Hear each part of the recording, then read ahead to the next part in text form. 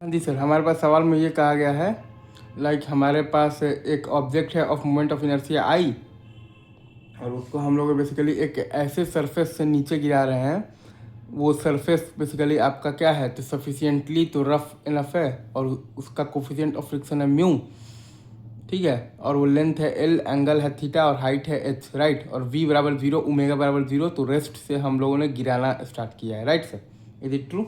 तो चूंकि हम लोगों ने उसको रेस्ट से रिलीज किया है, राइट, तो अगर आप ध्यान देंगे ना, तो चूंकि हमने उसको रेस्ट से रिलीज किया है तो शुरू में तो वी बराबर मतलब भाई शुरू में तो वी बराबर भी जीरो है और ओमेगा बराबर भी जीरो है, तो वी बराबर ओमेगा आ रहा है, जीरो बराबर जीरो है।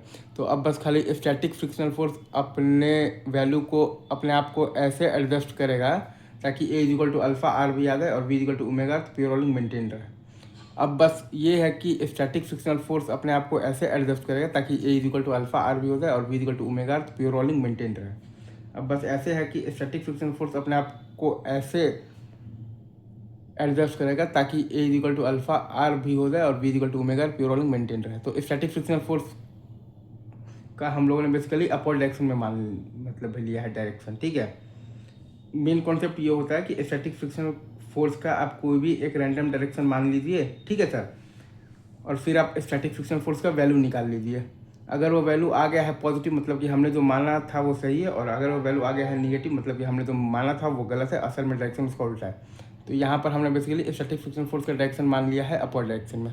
अब देखिए ए इज इक्वल टू आ जाएगा आपके पास m g sine theta minus आ जाएगा आपके पास एफ एस और बाई एम, और अल्फा इज इक्वल टू आ जाएगा आपके पास एफ एस इंटू आर और बाई आई।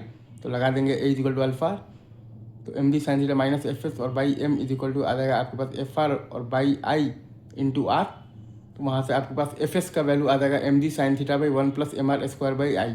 वहाँ से आपके पास बेसिकली एफ एस का वैल्यू आ जाएगा m g sine theta by one plus m are square by I.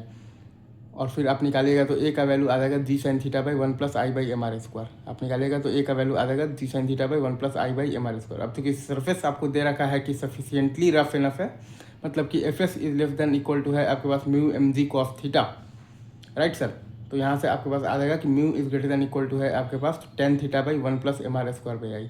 यहाँ से आपके पास आ जाएगा कि mu is greater than equal to है आपके पास tan theta by one plus m are square by I. अच्छा, अब अगर आप टाइम निकालना चाहेंगे तो टी इज इक्वल टू आपके पास आ जाएगा under root of the twelve by ji sine theta by one plus I by M R square easy. और आप निकालना चाहेंगे तो वी बॉटम, तो वो आपके पास आ जाएगा under root of the two times g sine theta by one plus I by M R square into l. या फिर मतलब कि आप ऐसे भी लिख सकते हैं like g sine theta by one plus I by M R square into under root of the twelve by ji sine theta और by one plus I by M R square, ठीक है। अब अगर आप चाहें तो वर्क एनर्जी थ्योरम से भी आप निकाल सकते हैं वी बॉटम आप चाहें तो वर्क एनर्जी थ्योरम से भी निकाल सकते हैं। तो work done by the static frictional force in pure rolling on the stationary ground is zero. Work done by the static frictional force in pure rolling on the stationary ground is zero. And basically work done by the gravitational force है आपके पास m g h. Work done by the gravitational force है आपके पास m g h. तो m g h और plus zero बराबर है आपके पास, देखिए, तो सिस्टम का विथ रिस्पेक्ट टू ग्राउंड लिखना है तो सिस्टम का with respect to centre of mass, और प्लस आता है आपके पास सेंटर ऑफ मास का विथ रिस्पेक्ट टू ग्राउंड। तो सिस्टम का विथ रिस्पेक्ट टू ग्राउंड लिखना है तो सिस्टम का with respect to centre of mass, और प्लस आता है आपके पास सेंटर ऑफ मास का विथ रिस्पेक्ट टू ग्राउंड। और चूंकि यहाँ पर आपके पास pure rolling on the basically क्या है, बेसिकली स्टेशनरी ग्राउंड है तो वी बराबर ओमेगा आर होगा।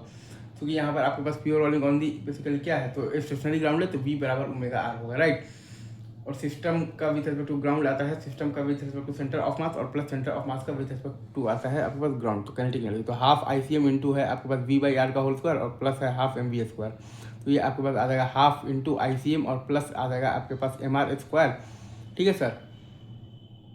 और बाई आ जाएगा आपके पास आर स्क्वायर इंटू आ जाएगा आपके पास तो वी स्क्वायर। तो यहाँ से आप जब निकालेगा ना तो वी बॉटम आपके पास आ जाएगा under root of the two g h by one plus I by M R square, मतलब कि under root of the two g sine theta into L, और बाई आ जाएगा मतलब कि आपके पास one plus I by M R square. Same answer आएगा। तो वर्क एनर्जी थ्योरम से भी आई गेस ये पूरा चीज़ आप एनालाइज कर ली हैं।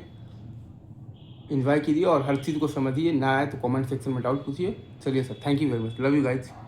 स्टैटिक फ्रिक्शनल फोर्स लग रहा है और अपर डायरेक्शन में, और एम जी साइन थीटा पे one plus m are square by I लग रहा है एफ एस सी। चलिए।